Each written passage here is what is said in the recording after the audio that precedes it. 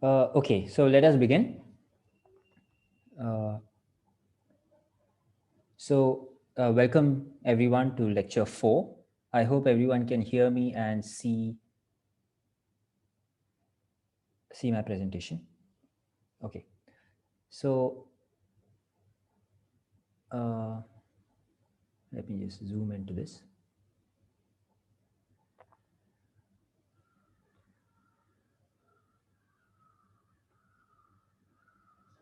So let's try to recall what we did last time. Let's quickly recall the main points of the previous lecture. So in the previous lecture, we considered the collection or a family of differential equations. So by this, I just mean this, I mean, for each P, we mean a differential equation. We get a differential equation. So this is the Legendre equation. So the equation is given by 1 minus x squared times y double prime minus 2x into y prime plus p into p plus 1 times y is equal to 0. So here p is a real number. And we solve this equation using the power series method, which we saw. And it's clear that since 1 minus x squared does not vanish at 0, y will have a solution in a neighborhood of 0, which is given by a power series. So we just plug in the power series and solve for the coefficients. For each p, we wrote down two linearly independent solutions. And we observe that when p is an integer, exactly one of these two solutions is a polynomial. So let m greater than or equal to 0 be an integer. And we denote the unique polynomial solution of this differential equation when p is equal to m. So there are two, we wrote down two independent solutions. Exactly one of them is a polynomial. We call that pmx. And it was easy to observe that pmx is a polynomial of degree m. That's one property of this function. And the second property is that it is an even function if m is even and an odd function if m is odd. So this much followed very easily from the stuff we learned in our earlier classes. Okay. After that, we define the space which we denoted by L2 minus 1 comma 1 of square integrable functions on minus 1 comma 1. So we take all functions on minus 1 comma 1. Well, I mean, not all functions. So we have to take what are called measurable functions, but we are not going to talk about that. But for the purpose of our course, we can just think of all functions, all nice functions. Well, they are not too nice also, but oh yeah. So we take all functions on minus 1 comma 1, and what we need is that the square of their absolute value is, I'm sorry, the integral of the square of their absolute value is less than infinity. Right? This is the meaning of being square integrable.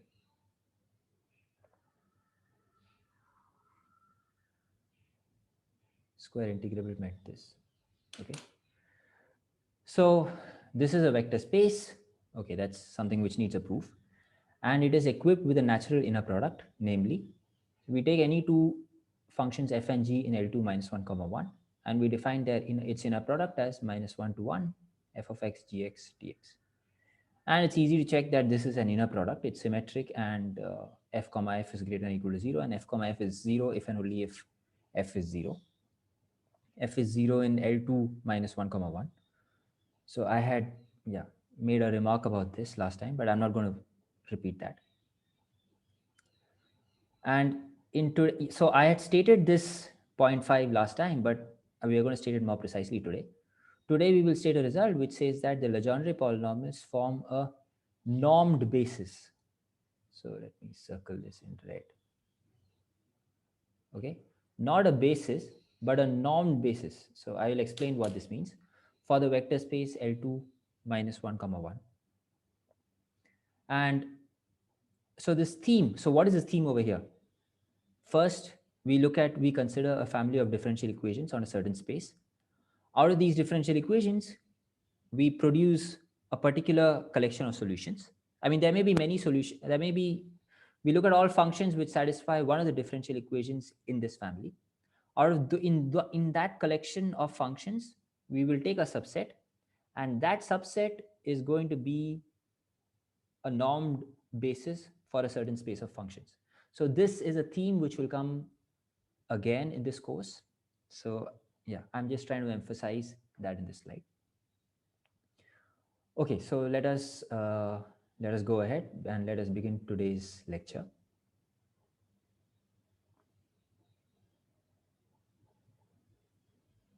Okay.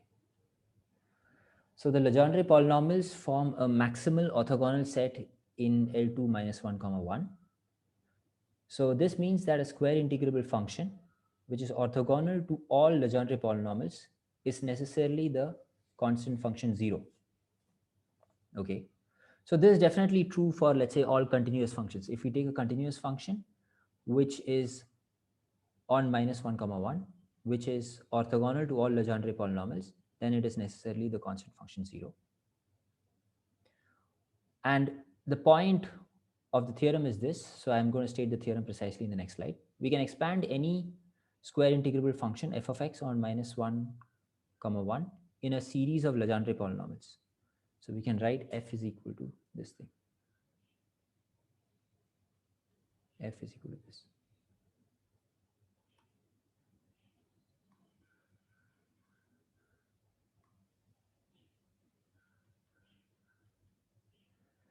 So we can expand any square integrable. So what is the meaning of this sentence? Yeah, that is going to come in the next slide.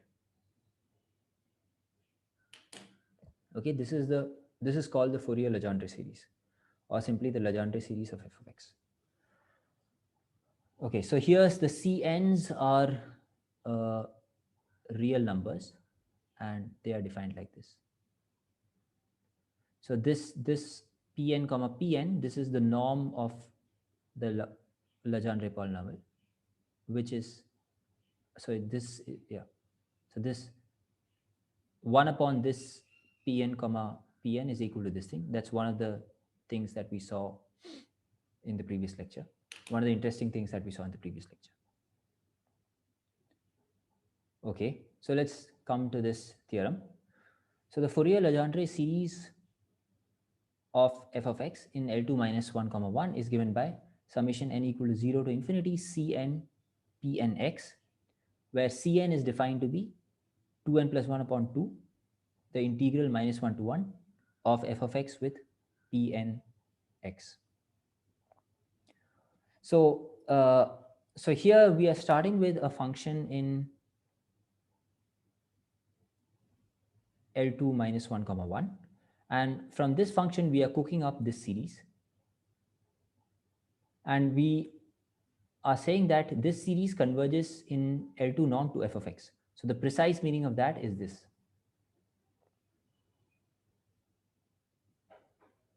So exactly as in the case of real numbers, here we have a series of functions. So what does it mean to say that this series converges to f of x? It means that when we take the partial sums, we take these functions. So I mean, we can call this Sm. Sorry, we can call this function Smx, and this means that norm of f minus Sm. I don't need a x.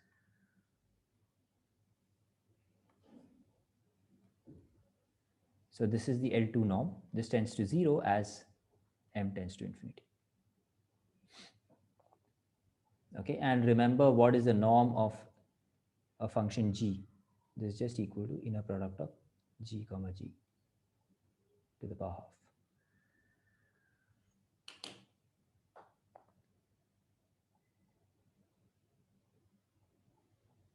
Okay, so let's just pause over here so that you can read the statement.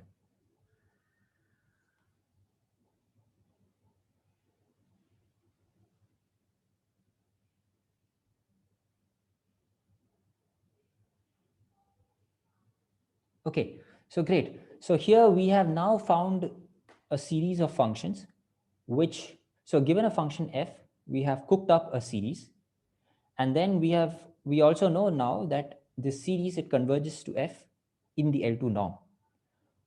But what does that say about pointwise convergence of the Fourier series of f of x is more delicate. So we can ask, suppose I'm given a point, if we fix any point x naught in -1, 1, then on the one hand I have the point f of x naught, and on the other hand I have this series n equal to 0 to infinity Cn Pn of x naught. So there are a few questions we can ask. First, is this a real number? Does this converge? Does this series converge? Does this give a real number? The second question we can ask is, if this gives a real number, is that real number equal to f of x naught? Okay, so these are at least two questions that we can ask. So let's try to see the answer to these two questions. So there are two issues here. Does the Fourier Legendre series converge at x? So that is, well, okay, so I used x naught. So I fix an x naught, and does this Fourier Legendre series, does this converge at x naught? And if yes, does it converge to f of x? So the answer to that is provided by the next theorem. So a useful result in this direction is the Legendre expansion theorem. So let me just pause at this slide for a few seconds so that you can appreciate the two questions.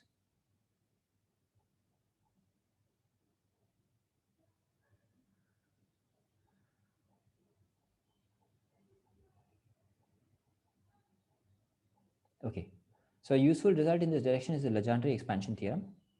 So it says the following: if both f of x and f dash x have at most a finite number of jump discontinuities in the interval -1, 1. So basically this means that both f of x and f dash x are nice functions. So it's just so here's my, so let's say if I take the graph of my f or f dash, so this is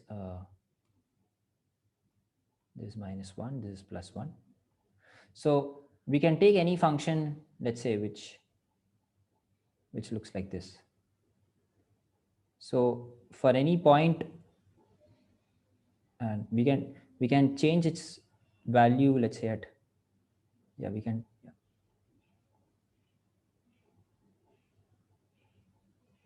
So we can take a function like this. This is a nice function. So this has finitely many jump discontinuities. So yeah, so I suppose, well, let's give an example of a function which is not so good. So let's say we have a function like this. So let me take this vertical. So let's say we have a function which it looks like this, whose graph looks like this.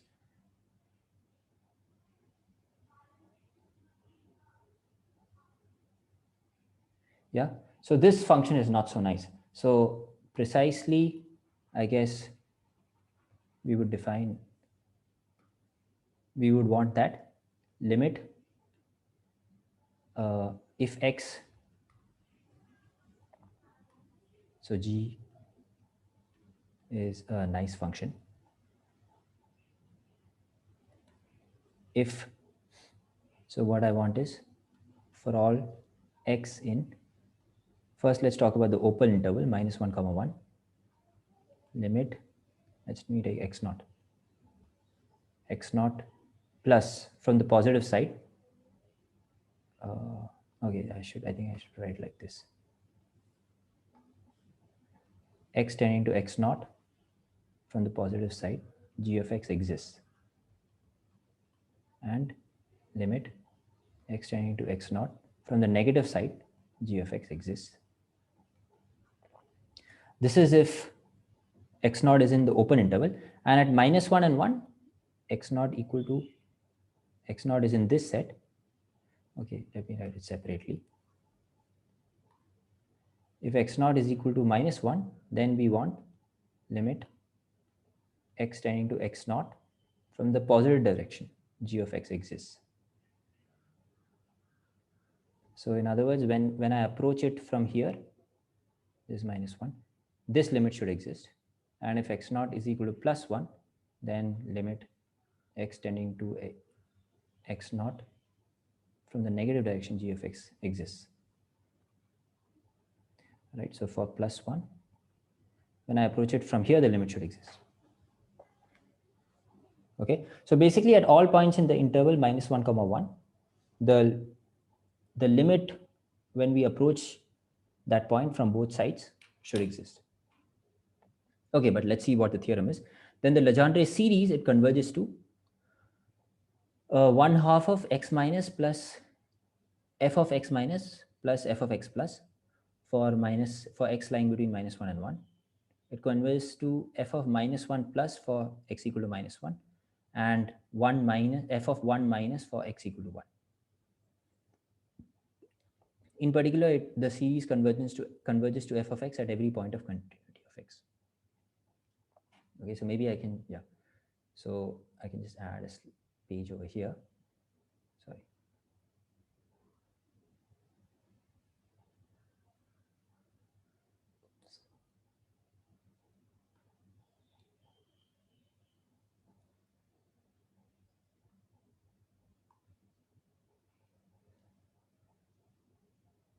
Right, so suppose I have some function which looks like this.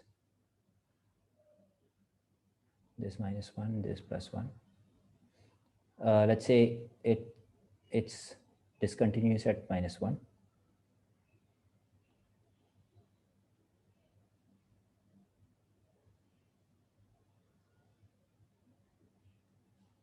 Right, so this is the graph of my f of x.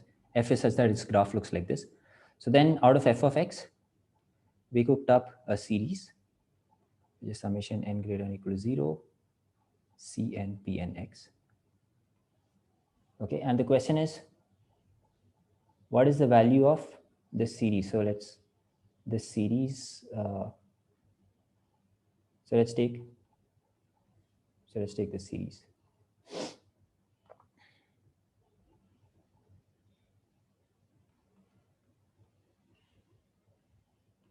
Pn minus 1. So at minus 1, the value of f is this, okay? But this series is not going to converge to this number. It will converge to this limit. It will converge to this limit because the limit as we tend to, 1 from the right is this thing, is this value. Okay, so let me just say, let's say this is 1 and let's say this is half. Okay, so then this is going to be half.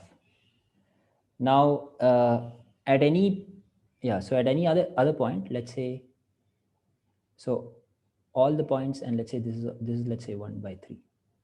So if x lies between, so at any point x over here, that theorem is saying that we have to look at the limit as we approach from here.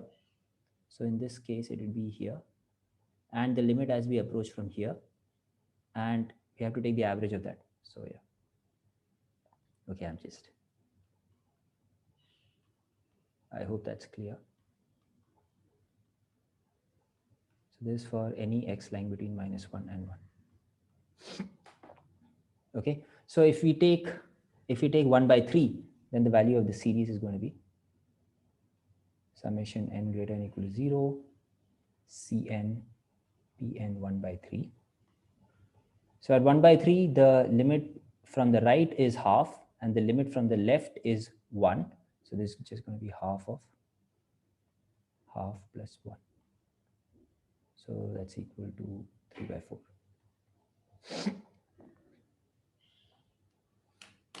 Okay, so I hope that is clear.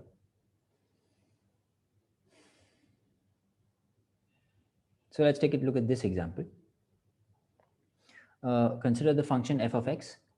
So between 0 and 1, this is 1, and between minus 1 and 0, it is a minus 1. So we can define it to be anything at 0. So if I were to make the graph of this function,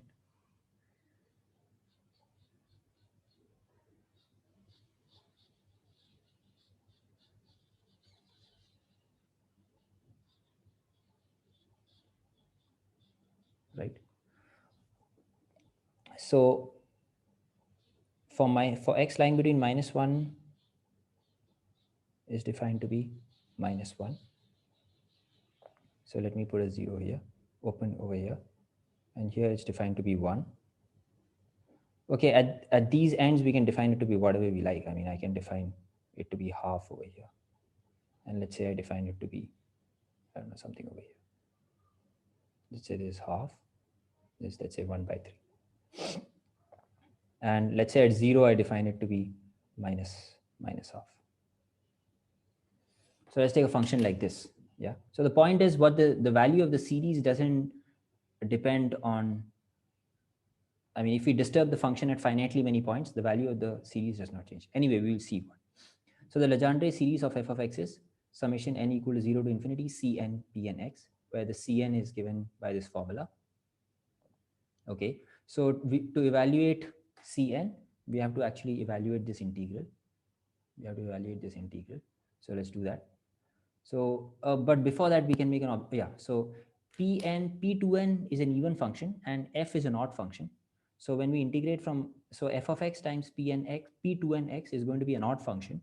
And when we integrate it from -1 to 1, we are going to get 0. So C2n's are all going to be 0. And P1x is x. So, okay. So there is some, so we have to integrate from -1 to 1 f of x dx. So you can check that this is 3/2. P3x is this thing. So we can compute some of the coefficients, but anyway. So we write down the Legendre series of f. By the Legendre expansion theorem, this series converges to f of x for x not equal to 0 and to 0 for x equal to 0. Right. So what does the Legendre expansion theorem say? So let's go back. So let's look at this function. So it says that, okay, for any x, if x lies between 0 and 1, if x lies between 0 and 1, then it's a point of a continuity. So yeah, I mean, the limit f of x minus is equal to f of x plus, both are equal to 1. So the Legendre expansion theorem will say that the series converges to 1. And if x is equal to -1, let's look at this point. So the Legendre expansion theorem says that the series converges to x. So it says it converges to -1 plus, let's remove -1 plus. So this is once again equal to, so when we approach -1 from the positive direction, this limit tends to -1. Okay, once, and at 0, it's f of 0 plus is equal to 1. When we approach 0 from here, the limit is 1. F of 0 minus is equal to -1. So the series converges to 0. The series converges to 0 at, the series converges to 0 at x equal to 0. And let's look at what happens. Any point over here, once again, we are going to get 1. And at 1 also, we are going to get 1. So I hope the example is clear. I mean, it's very easy. So, okay. Okay, so let's just pause for a few seconds. If people have any questions, they can ask.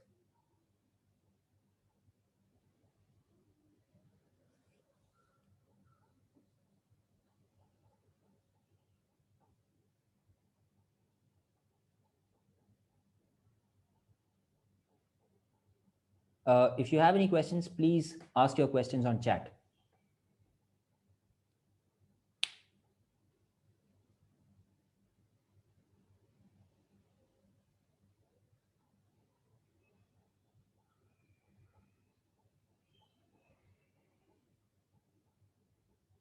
Okay, so maybe there will be some questions.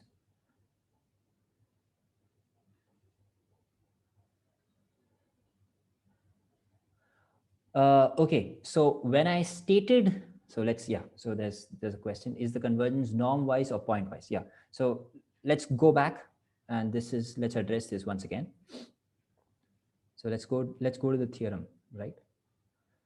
So in this theorem, when I stated this theorem, the series converges to f norm-wise, okay? So that means, it means only this much. The Legendre series converges to f norm-wise, okay? However, when we can ask, given any point in the interval, given any x naught, in the interval, in this interval -1 to 1, we can ask, where does the series converge to? And then, so this is for a point, so obviously this convergence is going to be pointwise, right? We cannot, yeah, so it doesn't make sense of saying that, it doesn't make sense to say that this point converges to that point norm wise when we talk about yeah. So once we know this fact that the series converges to f in L2 norm, then we ask a further question: what can we say about pointwise convergence? So as I said, there are two questions. First, does the series converge at all? Right? For all you know, you have cooked up this series in some strange way, and this series, it may be a horrible series. It may not converge at x naught. So this next theorem is saying that, okay, first of all, if it converges, then we can ask, does it converge to f of x naught? So the next theorem is saying that if both f of x and f dash x are nice functions. So let's assume f of x and f dash x are nice functions, and throughout this course we will only be dealing with nice functions. So in that case, which means, yeah, for most of the functions in our course, then the Legendre series is going to be, then the series is going to converge pointwise. The value of the series is going to be at these points. For any x lying between -1 and 1, it is going to be this value, and for x equal to -1, it is going to be this, and x equal to +1, it is going to be this. So this now is pointwise convergence. So I hope this clears the question. Okay, so let's go ahead.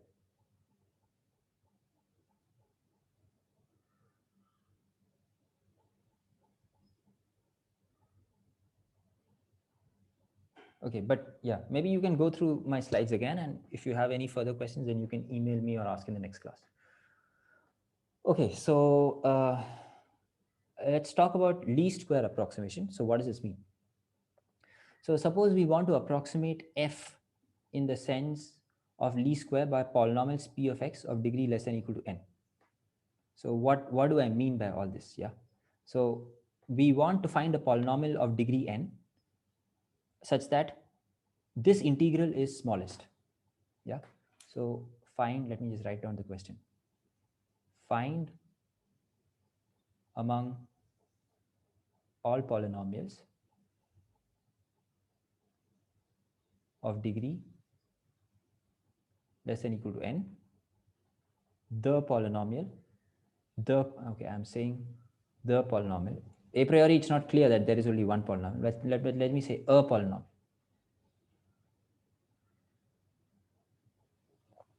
for which the value of this integral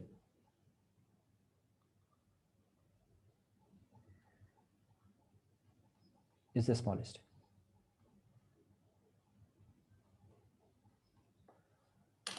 Right. So first of all, okay, this is an infinite set, so we don't know if there is a smallest possible value, right? So I mean, we can take 0 to 1. We can take this interval, right? Now, if I tell you, find the real number whose absolute value in this set, open interval 0, 1, whose absolute value is the smallest, then obviously there is no, I mean, you cannot answer this question. I mean, this question, there is no real number whose absolute value is the smallest. But okay, in this case, we will see that there is a smallest one. So then the minimizing polynomial is precisely the first n plus 1 terms of the Legendre series of f of x. So yeah, so this is the theorem. So when we take this particular polynomial, this is the polynomial which minimizes this. So let's see a proof of this, minimizes the value of this integral. So the proof of this, so we write down a general degree n polynomial p of x. We write down as summation k equal to 0 to n bk pkx. So remember, this was an exercise which I hope all of you did. That, yeah. So p0 to pn forms a basis for the vector space of polynomials of degree less than or equal to n. So the general polynomial looks like this. Sorry. The general polynomial can be written like this for some real numbers bk. So we plug this into the integral, and what is this? So, okay, right. So this is exactly this, right? So this we can write it as, uh, this we can write as integral minus 1 to 1. Yeah, so I just multiply this out. So I'm going to get f of x square, okay, and then I'm going to get bk square times integral of pk square, but that we know is we had computed the norm of pk square, and that's exactly this. And then we get a minus 2 summation k equal to 0 to n bk into this integral. Okay, so I hope this step is clear. We can just stare at it for a few seconds. You can just convince yourself that this is correct.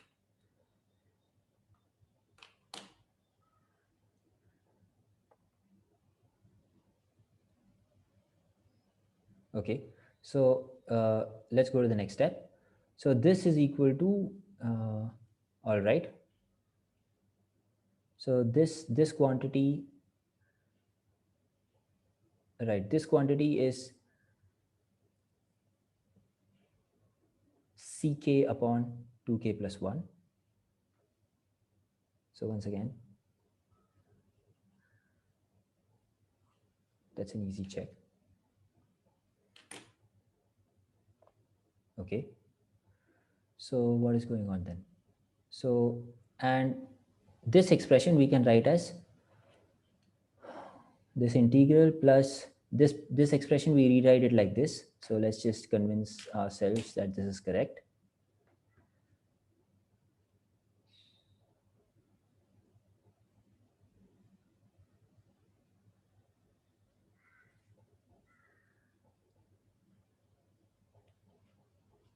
Okay, this looks fine to me.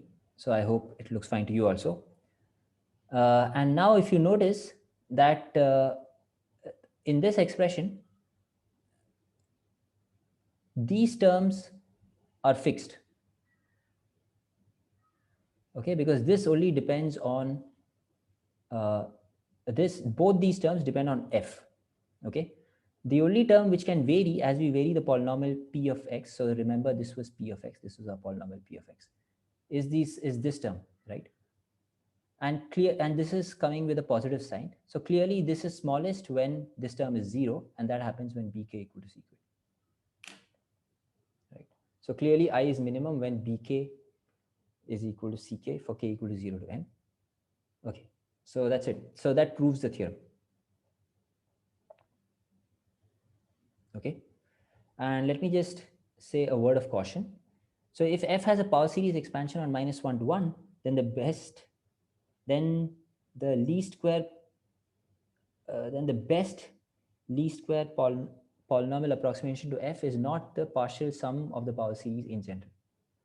So yeah, so I'm just trying to say that if I have f of x, let's say is equal to a0 plus a1x plus a2x square and so on, and you ask, okay, it may be tempting to think that if we take this polynomial, then this polynomial approximates f very nicely, but that's not true. Yeah, is all that this point is trying to make.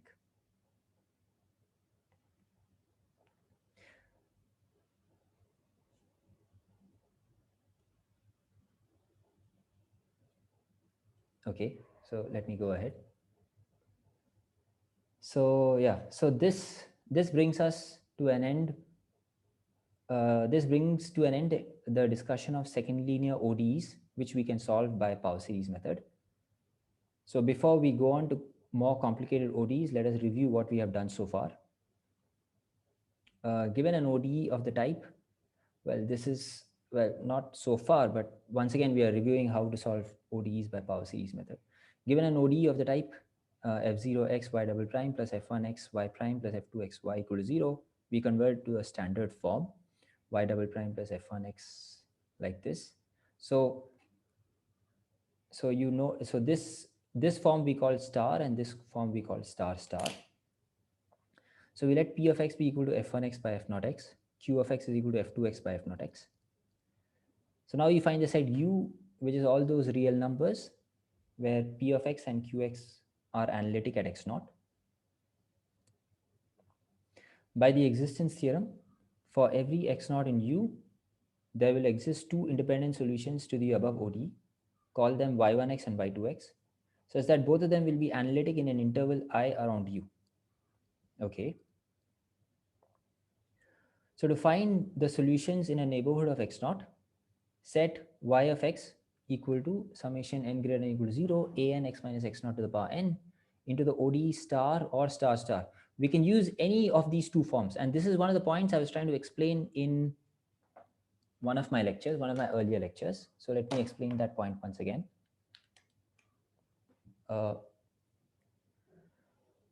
And get recursive relations. So we can substitute this power series into the ODE. We can substitute into either of these, and we can get recursive relations involving the AN. Note that when you do this, the coefficients functions p of x, q of x, f naught x, dot, dot, dot have to be written as power series in x minus x naught. And yeah, this is the important point. The recursive relation you get will be the same, irrespective of whether you choose equation star or star star. Okay. So irrespective of whether you write the ODE like this, or you write the ODE like this, the recursive relations that you get will be the same. The solutions that you get will be the same. Thus, depending on the situation, you may want to choose star or star star. So for example, the Legendre equation in the open interval -1, 1 around x naught, the equation star looks like this, right? So star has this form. Whereas star star, what have we done? We are going to take this 1 minus x squared to the denominator, and then we expand this as a power series. So star star has this form.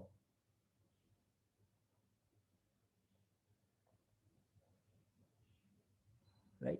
And these coefficients are like, I mean, they look much more horrendous. And if you were to plug in y of x equal to summation a n x minus x, well, a n x to the power n into these, I assume you will have to do a lot more computations. Not a lot more computations, but at least it seems much easier to solve. So the point I'm trying to make is, it seems much easier to solve for coefficients a n using this rather than using this. So in this case, it is clear that we should use star, as it will be easier to work with. This is what we did in class. Okay, so this ends, let's say, 1/3 of our course. Could you give an example? Oh, no, I don't want to give that example, because so someone has asked me, can I give an example for this?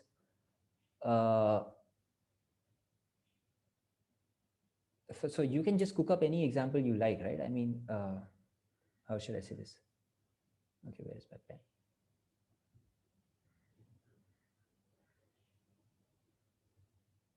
Oh, I mean, so people are asking, why people, so let me read out these two questions. Sir, could you give an example for the caution statement on slide 38? And the second question is, the Legendre equations are also polynomials. On clubbing the terms with same power, won't we get a power series with different coefficients? So why isn't the power series solution not the best?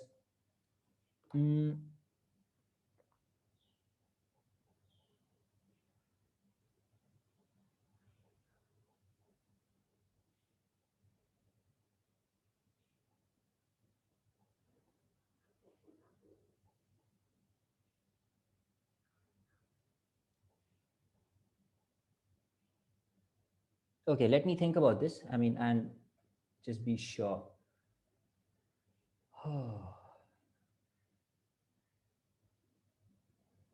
Okay, so I will think about this statement and get back to you. Now that it is put in this way, I am a little bit confused. So I will think about this statement and get back to you. So, but for now, let's go on. Okay. Okay. So now we are going to begin with a discussion on ordinary and singular points. So our aim now is to solve more complicated differential equations. So consider the second order linear ODE in standard form. Okay. So this is why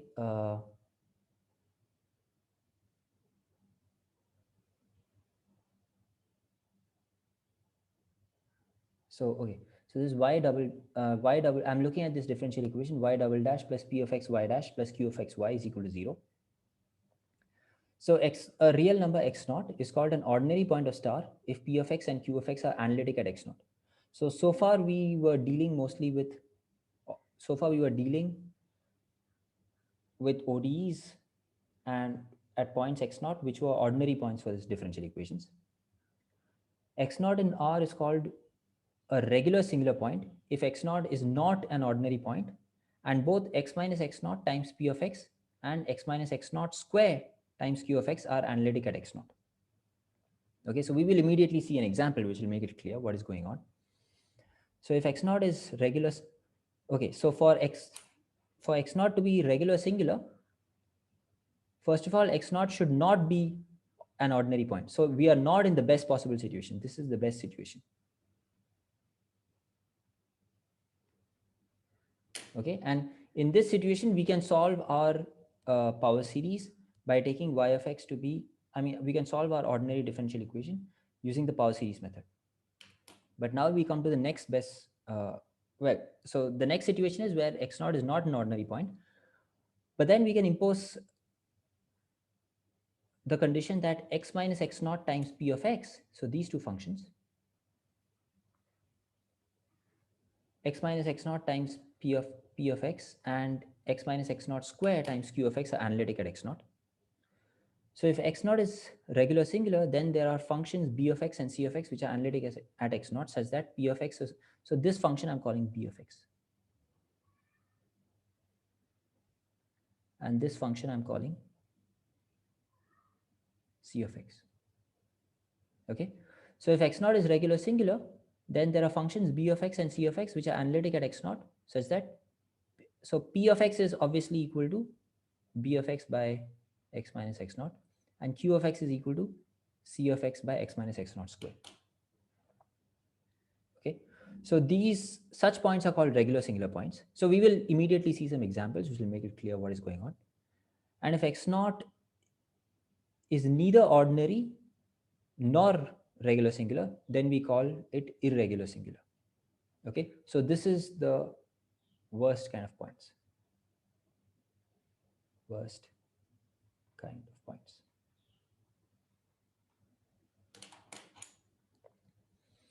Okay, so next what we are going to do in our course is we are going to learn a method on how to solve this, how to solve the ODE in this case, in the second case. So thus the best possible situation is when x naught is an ordinary point, as I have remarked many times. In this case, we can solve our differential equation by power series method. If x naught is not an ordinary point, the next best possible situation is when it is regular singular. We will next learn how to deal with this situation.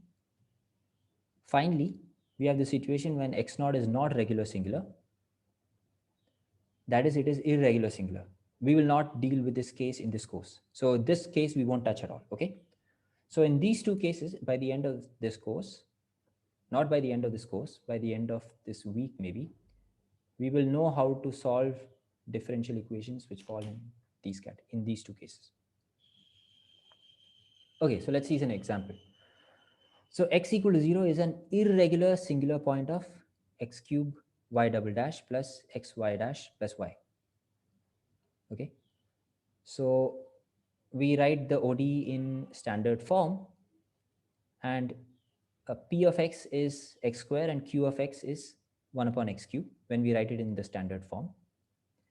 And so remember, what did we need? We needed for x equal to 0 to be a regular singular point. We need xpx is analytic at 0, and x square qx is analytic at 0. Okay, so clearly neither of these are true.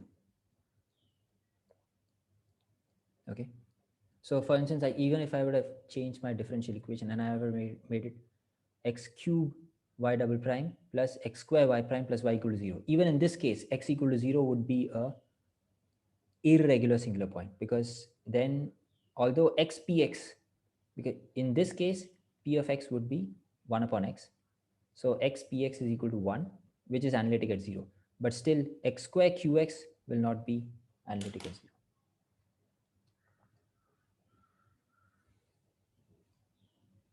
Okay, so let's look at this Cauchy-Euler equation. Consider the Cauchy-Euler equation. So this is something which you should have learned in your MA 108 course.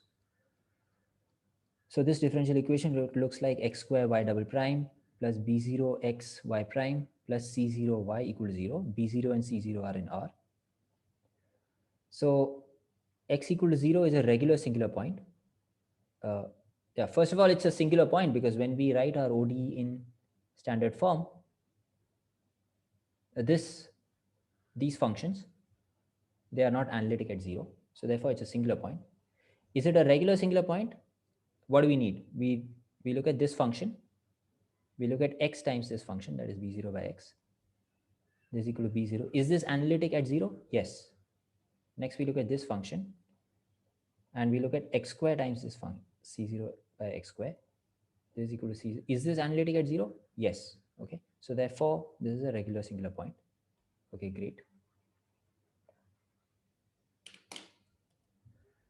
All x which are non-zero are ordinary points. That is obvious because of our theorems. I mean, b0 by x is analytic at all points except x equal to 0. This is using one of the theorems that we saw in our course. So let's assume x is strictly greater than 0. And now by observation, like just by, we just decide, okay, why don't we try and plug in some known functions into this equation. So we plug in y equal to x to the power r, okay? And when we plug in y equal to x to the power r, what do we get? We get x square into r minus 1, x to the power r minus 2, and we have an x square here, so this becomes x to the power r plus b0 r into x to the power r plus c0 x to the power r equal to 0, right? So if we remove x to the power r and collect this coefficients, so this differential equation is this thing times x to the power r, right? So the point made here is y equal to x to the power r solves this differential equation if and only if this coefficient is 0. Okay, which is if and only if, yeah, okay, r is a solution to this equation. R is a real number which is a solution to this. Okay, yeah, r is a solution to this equation. Okay, and let r1 and r2 be the roots of this quadratic equation. If the roots r1 and r2 are real and they are not equal, then x to the power r1 and x to the power r2 are two independent solutions of this differential equation. If the roots r equal to r2, r1 is equal to r2 are real, both of them are real and they are equal, then x to the power r1 and log x to the power r1 are two independent solutions. So all this material you would have learned in your MA 108 course.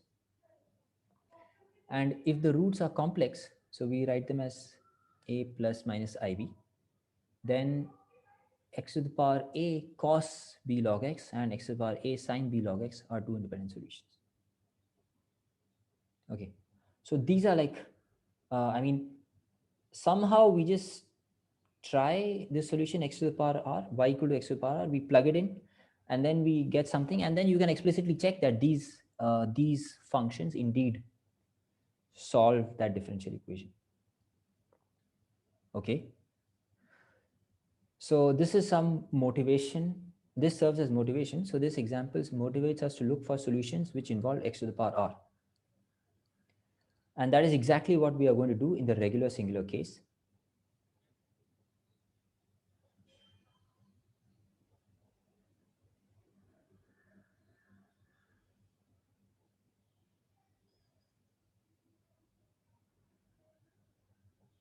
Okay, so someone has asked a question. If one of them is regular singular point, then we call it that, or is it valued? So there is no one of them. So to Yuvraj, who's asking this question, so we have to convert our equation into standard form. So suppose we have our equation which looks like f0x. Let me write it in this form.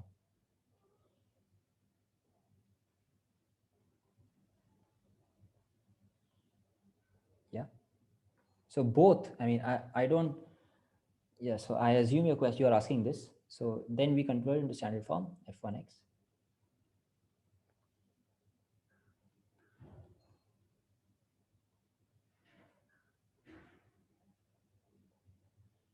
Okay. Now we look at these functions, x minus x naught.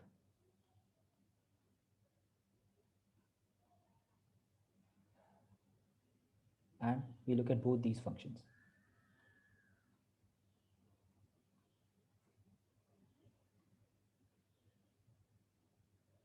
Okay. Well, first of all, so if this function is analytic, if both these functions are analytic at x naught, then x naught is an ordinary point. That's the best possible situation. So now we consider the situation where one of these functions is not analytic at x naught. Okay. So either one of them is not going to be analytic at x naught, or both of them are not going to be analytic at x naught. In that case, we look at these two functions,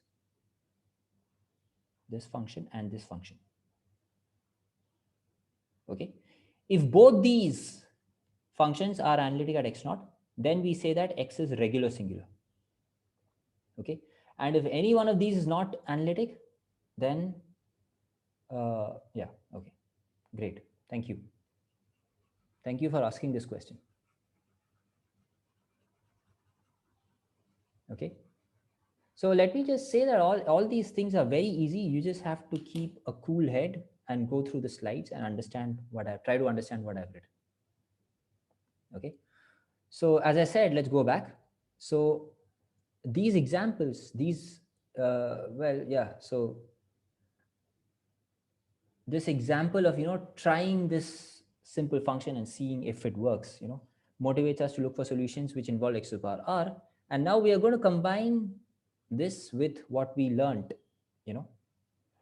so far, the power series method, that is. So let's consider a regular, let's consider this differential equation of this type. Let's consider this differential equation of this type. Oops, sorry.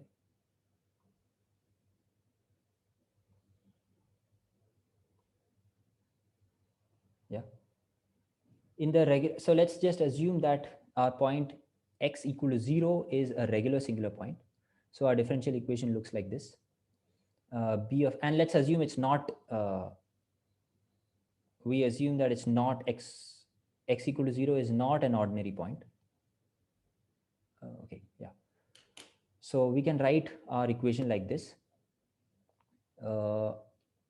So here b of x is going to be some power series and c of x is going to be some power series. Our analytic functions in a small neighborhood of 0. X is equal to 0 is a regular singular point.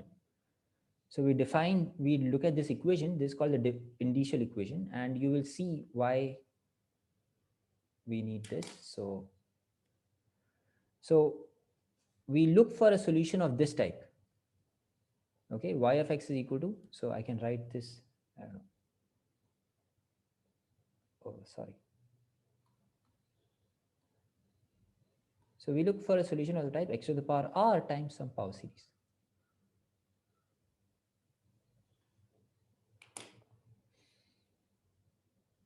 Okay, by substituting this into the differential equation and setting the coefficient of x to the n minus n plus r to 0. Yeah, what does indicial equation mean? It's just a name I'm giving to an equation. Well, indicial, the word indicial comes from indices, so you will just see what it means. Yeah, it's just a name given to an equation which is going to come again and again. That's all. Okay, so in fact, you can, if you don't like this, just ignore this sentence for a few seconds. So let's look for solution of this type. Okay, so we just, as before, we just substitute this this series. Yeah, we just substitute this series into our differential equation. So we get the following. The coefficient of x to the power r is IR A naught. Oh, I haven't done the computation. Okay, so let's just do that. So what do we have? We have x square y double prime plus x bx y prime plus c of x y equal to 0. So what is, so y of x is equal to summation n greater than equal to 0 a n x to the power n plus r.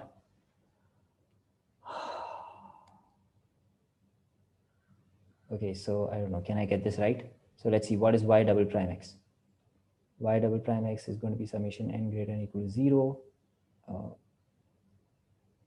n plus r into n plus r minus 1 into a n x to the power n plus r minus 2. So but I have x square, so I'll just write as n plus r.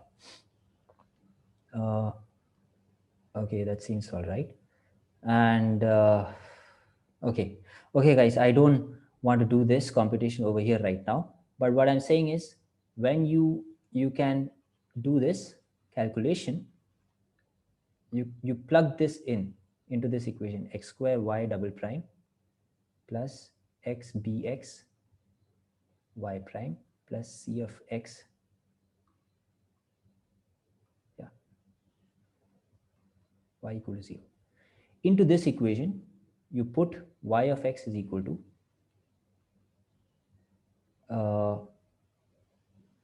summation n greater than equal to 0 a n x to the power n plus r. When you plug this in, what you will get is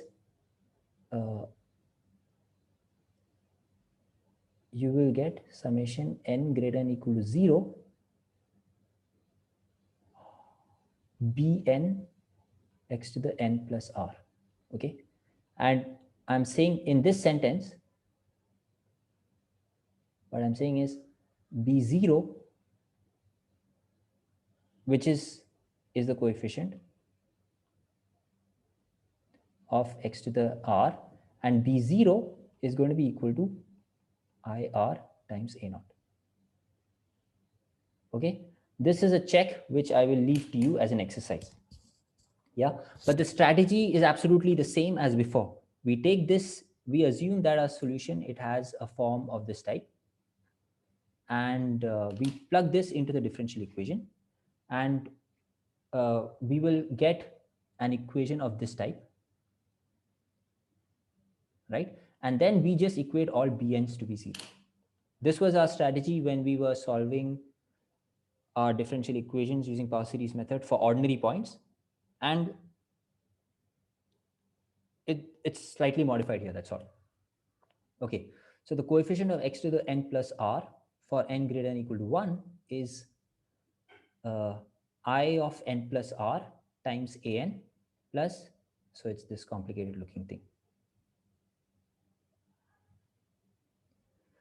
Sir, is there any relationship between b0, bn and bx? First of all, there is no bx. So we are going to get, so this, we are going to get something, it's exactly as before. So we have x square y double dash x plus x bx. Oh, I'm sorry. This, okay, that's bad notation, unfortunately. This b has nothing to do with the coefficients bn. Okay, so this y dash plus this b is just, oh my god, okay, this terrible notation. Okay, well, terrible notation only in the previous slide. So let me say, yeah, maybe I can change that. So we look at this. Into this we plug, into this I plug in y of x equal to summation a n x to the power n plus r, n greater than equal to 0. Okay, let me not put equal to 0 over here, right? When I plug this into this thing, this thing over here, that is going to become, that will become a series like dn. Let me use dn, okay? X to the power n plus r, n greater than equal to 0. I hope now there is no confusion. Now these dn's, so this over here, I am saying that d0 d0 is equal to I of r times a0, and dn is equal to, is going to be exactly this term.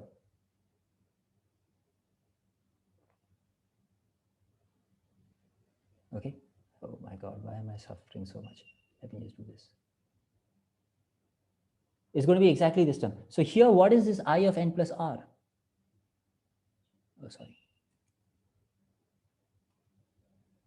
This I of n plus r, that is the polynomial I over here, this polynomial.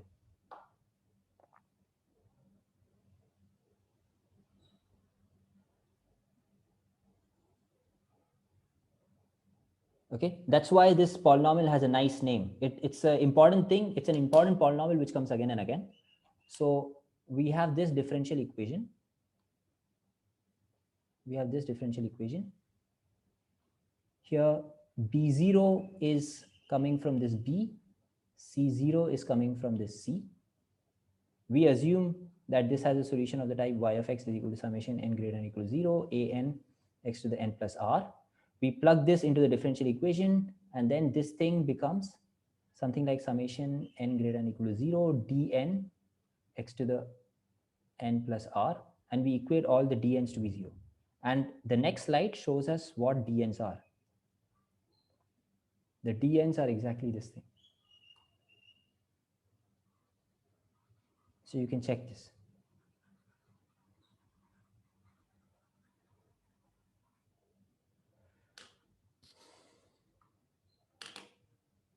Okay, if you want to get familiar with this, with this part of the course, I would encourage you to check this once. Check at least, write at least the first few coefficients. So yeah, so let me just write I of r is equal to r into r minus 1 plus b0 r plus c0. Right? I hope this is correct. Right. Right. So for instance, I of 1 plus r is going to be equal to 1 plus r into 1 plus r minus 1 plus b0 of 1 plus r plus c0. Okay, I of n plus r is equal to n plus r into n plus r minus 1 plus b0 times n plus r plus c0. Okay. So yeah, so we set the coefficient of x to the power n plus r to be 0. Okay. So how do we proceed from now on? So let r1 and r2 be roots of IR equal to 0. Assume r1 and r2 are real and both of them are and not both of them. R1 and r2 are real and r1 is greater than or equal to r2. We define a0 to be 1. So set r equal to r1 in the above equation. So a0 we will set to be equal to 1. Okay, a0 we set equal to 1. And now if you notice, this is a recursive relation, right? An appears with this coefficient, and in all these other things only smaller ai's appear. There is no an over here. Okay, so we set r equal to r1, and then when we set this equal to 0, we are going to get exactly this. But we have to be careful over here. We need that the denominator does not vanish. Oops, sorry. Yeah, this denominator, it should not be equal to 0.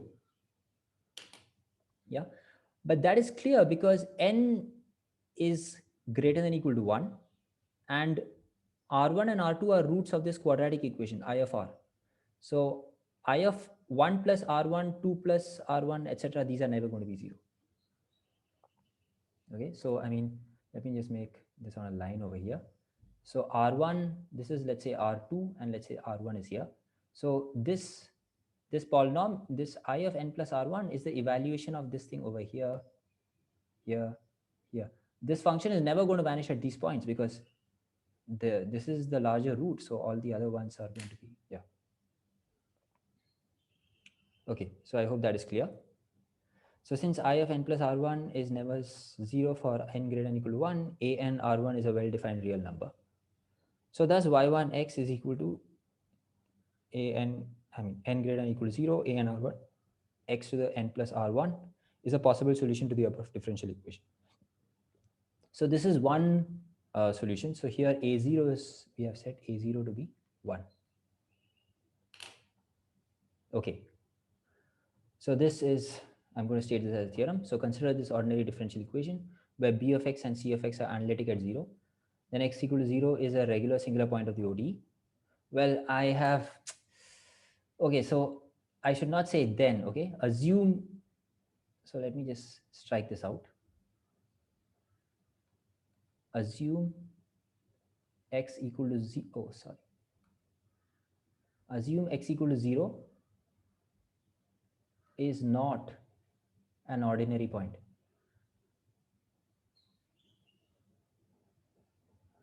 Ordinary point. Okay. Then x equal to 0 is a regular singular point.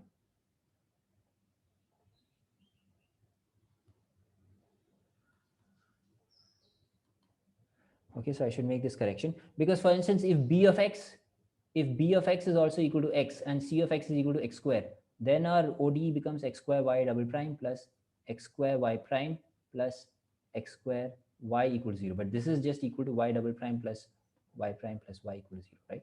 And clearly x equal to 0 is an ordinary point of this. Okay, so but modulo this small thing, this is not such a big deal.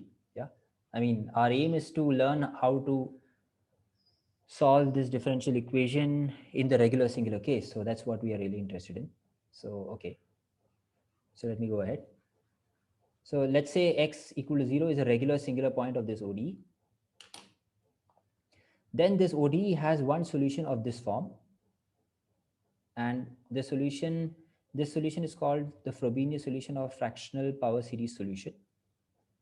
And this power series, it converges on minus rho comma rho, where rho is the minimum of the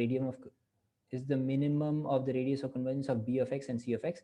We will consider the solution y to the x in the open interval 0 comma rho. Okay, so I can actually be more precise. I can say r y of x is equal to x to the power r1 times this, where r1 is a root of, r1 is the larger root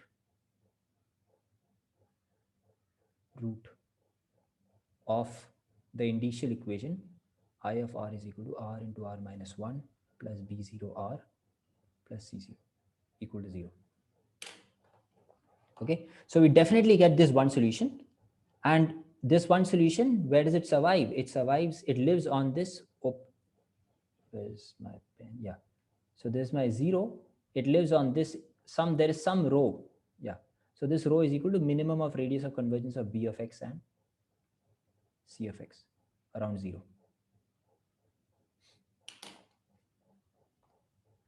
So once again, this is a theoretical theorem which tells us that the solution is going to be analytic in this open interval.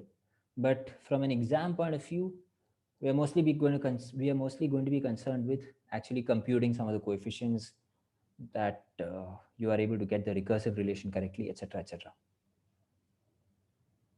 Oh, what if R is imaginary? We are not going to consider that case in this course. Someone has asked me, what if R is imaginary? How do we compare which root is greater?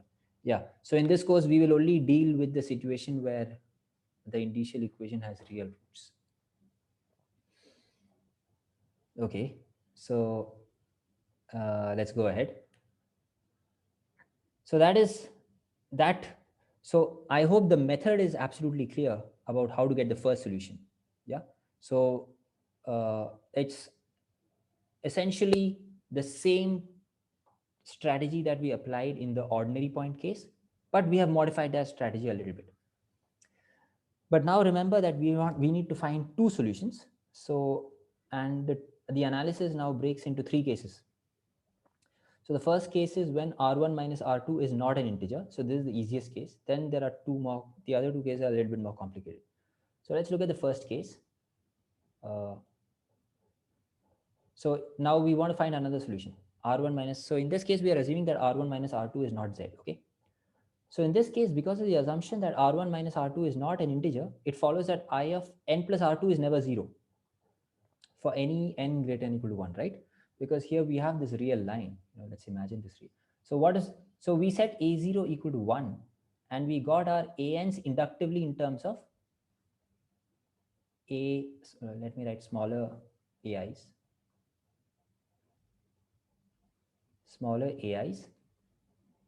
and then the denominator was, we had I of n plus r. So let's say we take I of n plus r2.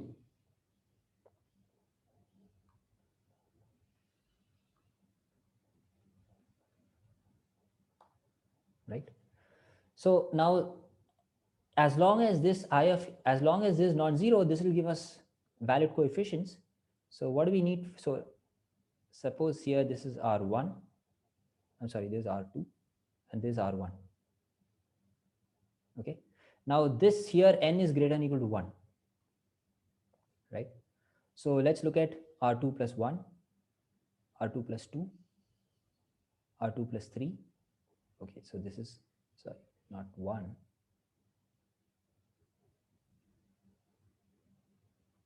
Let me change the color of my pen. So let's say this is r2 plus 1. Let's say this is r2 plus 2. This is r2 plus 3. Right?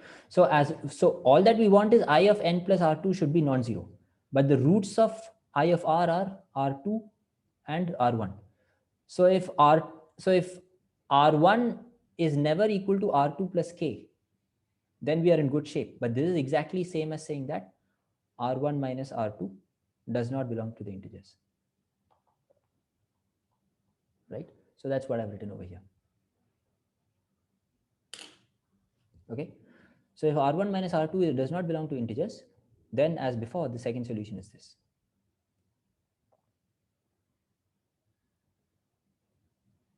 So I hope this is clear. Let's just go back to this earlier slide where I had written this solution. Right, let me just erase this so that you can see clearly.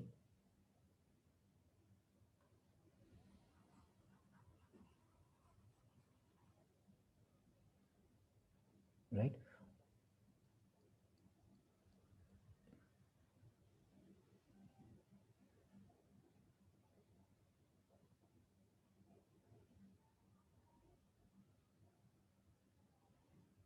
Right. So what we wanted was, we want all the coefficients of, so we have this series dn x to the n plus r, n greater than or equal to 0. And we want all these di's to be 0. So d0 is going to be 0 if I of r is 0. So I of r2 we know is 0. Right?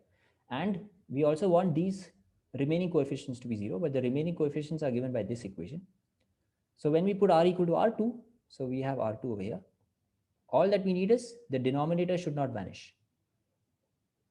But then, yeah. So as I had explained, so in this case, the denominator does not vanish. So as before, the second solution is given like this. I hope this is clear. So let's take an example, okay? So we look at this ODE, x square y double prime minus x by 2 y prime plus 1 plus x by 2 y equal to 0. So x is equal to 0 is a regular singular point. So why is that? Yeah, as before, we write our ODE in standard form. So this y double prime minus, this is going to be 1 upon 2x y prime plus 1 plus x by 2x square y equal to 0. And then when we multiply this, we look at x times 1 by 2x. This is analytic at 0. We look at this x square times 1 plus x by 2x square. This is also analytic at 0. So therefore, indeed, this is this is definitely not an ordinary point, because 1 by 2x is not analytic at 0. And since both these functions are analytic, it follows that this is a regular singular point. Okay, great. So we are in business now. We just apply our method. So we look at the initial equation. So let's see what is, so we have to write it as x square. We first have to find, so this is x square y double prime minus, I'm sorry, we write it as plus x into minus half y prime plus 1 plus x by 2. So let me write it as 1 by 2 plus 1 by 2 plus x by 2 into y equals 0, right? So this is my b of x. So b of x is a constant function minus half, and this is my c of x. So c0 is half and b0 is minus half. So my initial equation is, so remember the initial equation was I of r into is equal to r into r minus 1 plus b0r plus c0r plus c0, sorry. So this is r into r minus 1 plus minus half into r plus c0.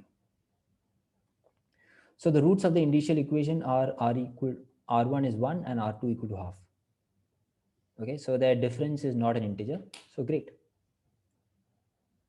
So their difference is not an integer. So the equation, let's compute this. The equation defining an for n greater than equal to 1 is this thing. So let's see how we got this. Okay, so this I have written down. So let's see. So let's just zoom in.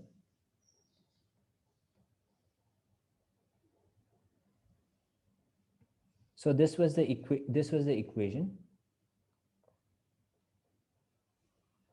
We want this to be satisfied, right? So in this example, our differential, so bx is equal to and cx is equal to this. Okay, so when I put this, now look at, so this is just the first term over here. So this is just the first term as it is. I claim that this term is 0, right? Because in b, we only have b of x. Let's look at b of x.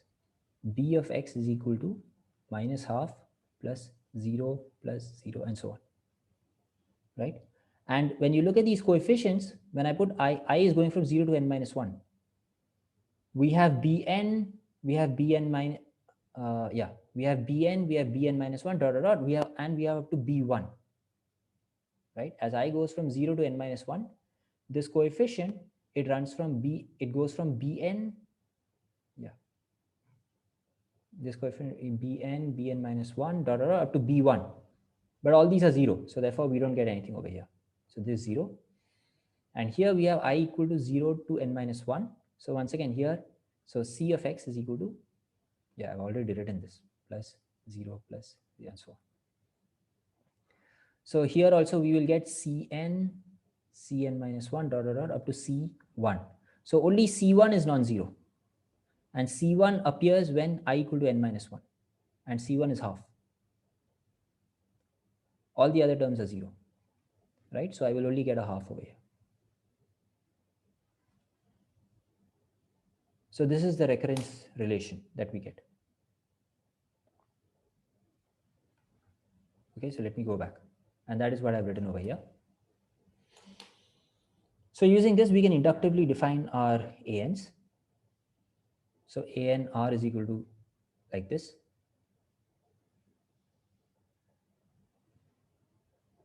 Okay.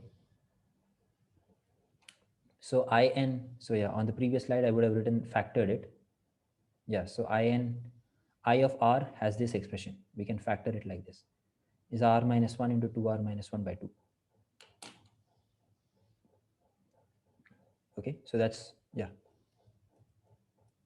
So I've just put that over here. So this is I of n plus R. Okay. So now we can plug in specific values. So we take A0 to be 1 and we take R1 to be 1. So we get this thing. So AN1 is equal to this thing. Fine. This is, we're just writing down the coefficients. And ANR2 is going to be equal to this thing. So R2 is half, I think. Let me just check once again. R1 is 1 and R2 is half, Right, so you can just write down. And okay, so we can ask, so this series, it makes sense on 0 comma rho, right? Where rho was the radius of convergence of, minimum of the radius of convergence of b of x and c of x, right? And b of x here was minus half and c of x was half plus x. So obviously the radius of rho is infinity over here. But here, I mean, even if you look at the coefficients, you can say that the absolute value is smaller than 1 upon n factorial. So so using other ways that you may have learned, even using the other ways, this is convergent on 0 infinity.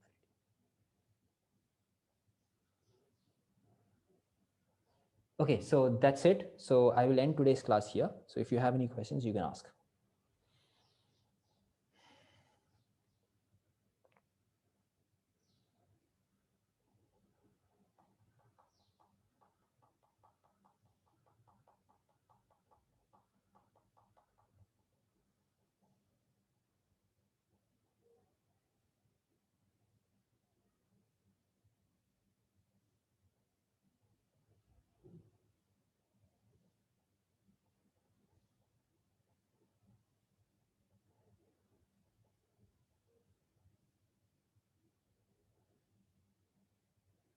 Okay, someone has asked, so when R1 minus R2 belongs to Z, okay, I am not going to talk about that right now because that's the case which we are going to come later on. So I don't want to answer this question.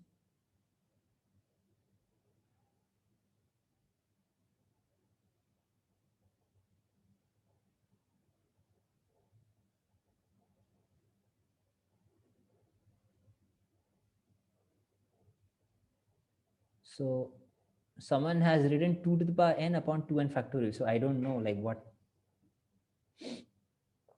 Oh, is he trying to say that we can simplify this coefficient? Okay, yeah, maybe, yeah. Right, great, thanks.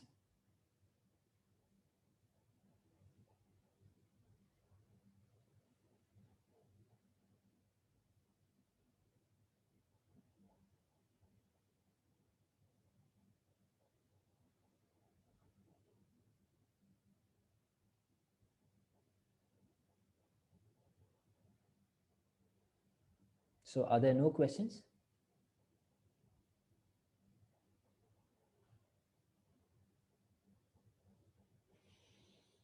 Is there a way to get back? No, there is no way to get back the function from the Fourier Legendre series, because you see in L2 minus 1 comma 1, as I told you, we can always change the function by finitely many points. So, and that is not going to change the function in L2. So, I mean, to make my, to make this, let me make this more explicit. So let me take any function.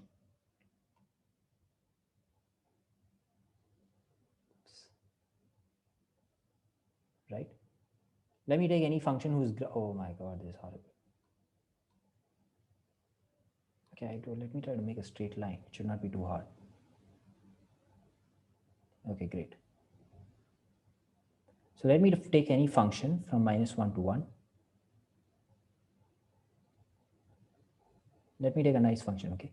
Let me take a continuous function which looks like, whose graph looks like this. This is one function. Now let me copy this.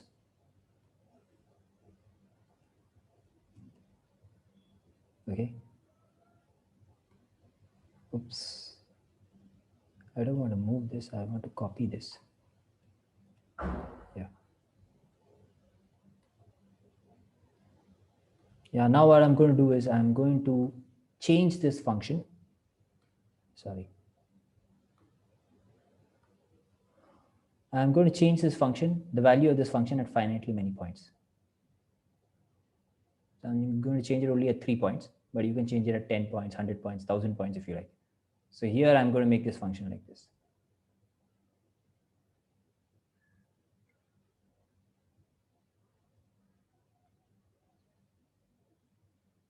Okay. So if you look at both these functions, they are equal except at finitely many points, which means that when you compute the Legendre coefficients, they're going to be the same for both these functions, right? Because the integral is not going to change for both of them. So both these functions are going to have the same Legendre series. So yeah. So obviously you will not be able to recover the function from. Yeah, but if you insist that, if you know that your function is continuous, then I mean getting at least one. I meant getting at least one function from it. Well, the series is obviously going to give you one function. No? When if you take a function which is given in terms of a series. So let's say you start with a Legendre series. Let's say you start with something of this form, right? You take your f of x to be this thing. Then of course, when you compute the Legendre series of f of x, you're going to get back summation c and p and x.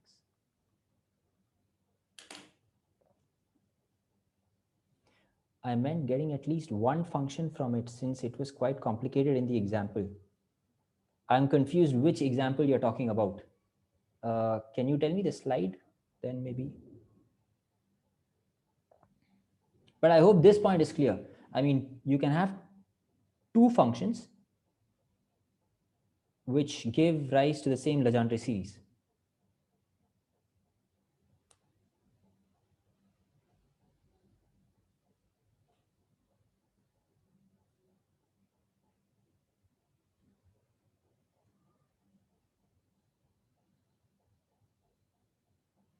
Okay. You meant the step function. So what is your question about the step function? I don't know. So the continuous parts of the function you will get back from the Legendre series, right? Because at points of continuity of f of x, the series will converge to the same point. But but you cannot get back the function at the points of discontinuity.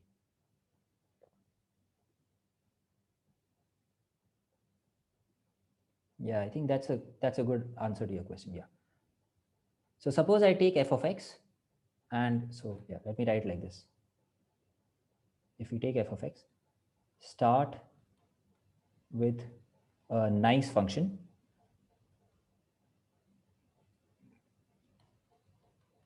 So by nice, I mean that both f and its derivative, they have like the limits exist, as I had mentioned earlier. So then we get a series.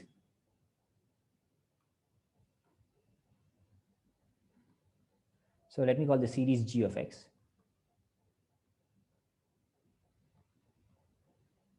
Right? And as we saw, g of x is equal to f of x at points of continuity of f of x. So we can recover this much.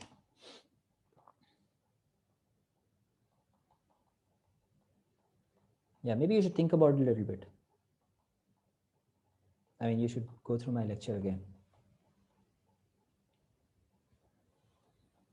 Okay, any other questions?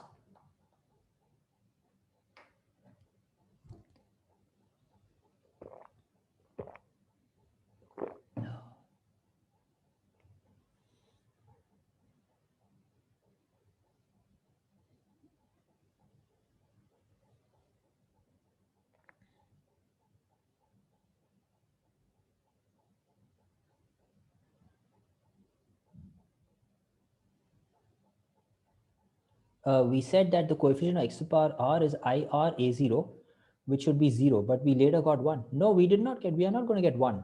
I mean, we are taking, okay, let me explain this. We said that the coefficient of x to the power r is IR A0. Okay, so now when we are looking at, now when we look at the solution of this type, x to the power r1 summation an x to the power n, where the ans have been solved using r1, right?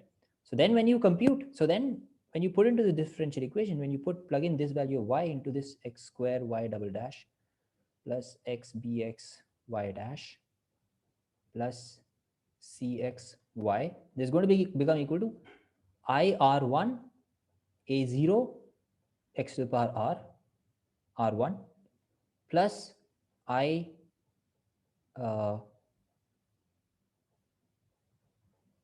yeah, whatever the second one. I mean, the second one is more complicated, so I'm not going to write that one. Yeah. But IR1 is 0.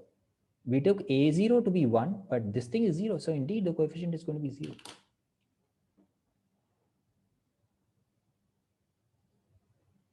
So the process is the same as in the power series method.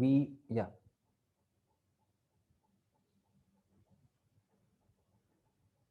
Yeah, okay. You're welcome.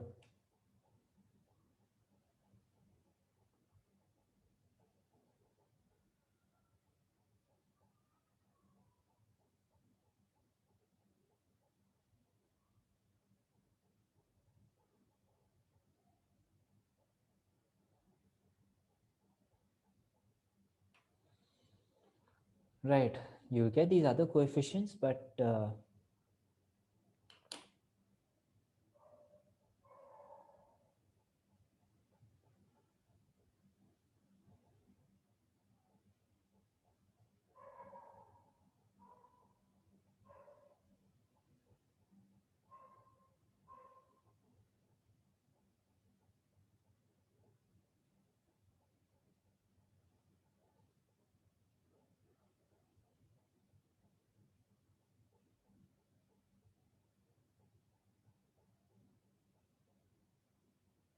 okay, if there are no other questions, then we will end the class.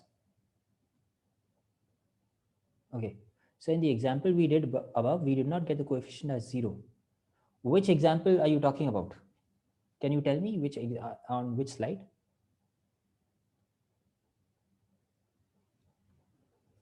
Okay, but what? Which coefficient did we not get 0? I mean, we computed the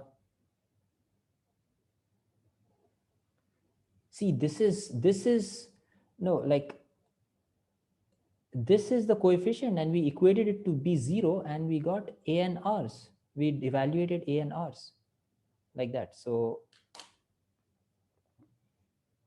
I don't understand your question. So we have this equation x square y double dash plus x bx y plus c of x y. I don't no coefficient of x to the power r1, and no coefficient of x to the power. No, you're getting confused. So okay, let me explain this.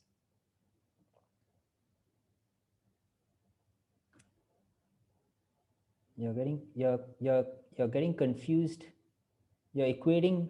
Okay, I will explain it. So on the one hand, I have this. So assume. So look at this differential equation: x square y double prime plus x bx y prime plus c of x y equal to 0. Right? So we want to find a solution which looks like this.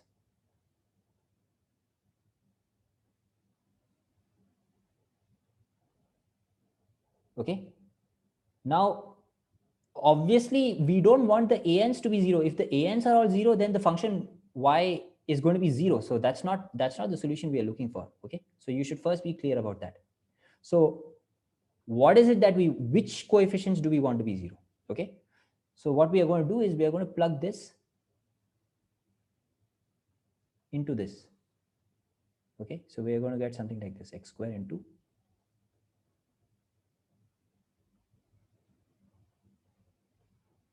double prime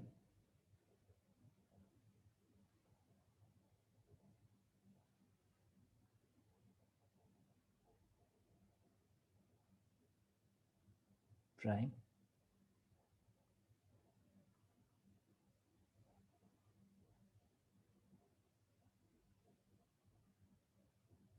okay. And now we evaluate this whole thing, and then you will observe that we can write this as this whole thing is going to become equal to n greater than equal to 0 dn x to the power n plus r. Okay. So what is a dn? So d, in this case, d0 will be I of r. This is a calculation which you have to do. D1 is going to be I of 1 plus r plus that complicated, I don't know, I equal to 0 to 0 in this case, b 1 minus I a into, I don't know, I plus r. There was that equation, right? A n minus I plus summation I equal to 0 to 0. I think it was C I A 1 minus I, right? Okay, let me just erase this. And D2 is going to be equal to I2 plus R plus summation I equal to 0 to 1 B2 minus I plus R A2 minus I. Okay, here n is 1. CIA2 minus I, okay? And so on. And dn is going to be I n plus R There is a check which I did not do. You have to do this. Okay, you can do this and convince yourself.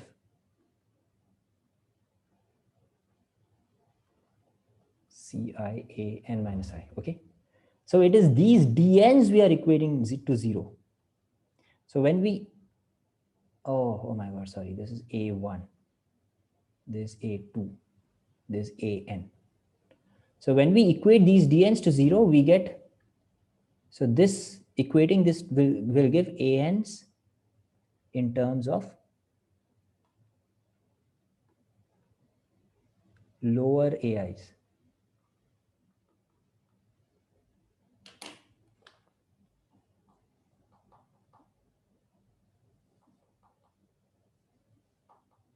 Okay, I hope that is clear now.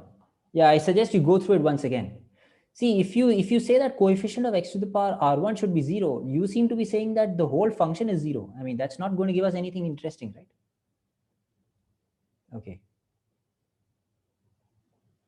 So what we are not equating these coefficients to 0. If we equate coefficients ANs to be 0, that's not going to give us anything interesting. You should remember your power series method, and we are doing exactly the same thing. It is these coefficients, dn's, we are equating to 0. So if you want d0 to be 0, we want I of r to be 0. So two possible solutions are r equal to r1 and r equal to r2. And we check that r equal to r1 is always going to give us a solution. And dot, dot, dot. Okay. Any other questions?